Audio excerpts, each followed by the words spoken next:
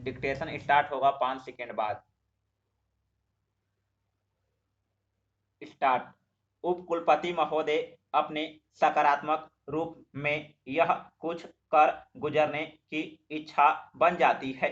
अपने काम के प्रति असंतोष ने ही लोगों को पुरानी समस्याओं के नए समाधान खोजने के लिए प्रेरित किया। इसी प्रकृति ने सामाजिक, धार्मिक, राजनीतिक सुधारकों और शिक्षाविदों को जन्म दिया है। इसी से अतीत में नए क्षेत्रों की खोज हुई। आधुनिक समय में पर्वतारोहण और ऐसे दूसरे साहसिक कार्यों में यही प्रवृत्ति मुखर हुई है।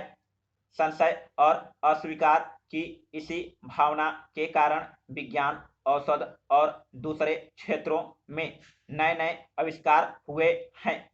इस अपार विश्व में मानव एक क्षुद्र जीव है। उसकी उपलब्धि कल्पना, इच्छा और उद्यम में है। वह स्वयं प्रकृति का विरोध करता है ताकि वह अपनी लघुता पर विजय पा सके। इस तरह से उसने प्रकृति की शक्तियों को अपने वश में करके अपने लाभ के लिए इस्तेमाल किया है। संचार के साधनों के विकास से दुनिया बहुत छोटी हो गई है। इसलिए मनुष्य ने अंतरिक्ष की खोज आरंभ की है।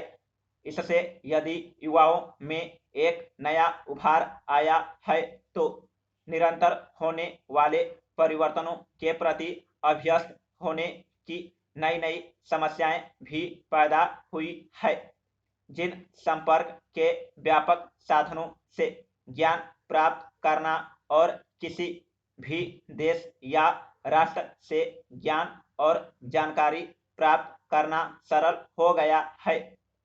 इससे दुनिया में कहीं भी कुछ होता है, उसका प्रभाव हर देश के नवयुवकों पर भी पड़ता है। युवा लोग जीवन में निश्चितता और सीधे सीधे समाधान चाहते हैं। बुजुर्ग समझौते के पक्ष में हैं। इससे दोनों का संघर्ष बढ़ता है।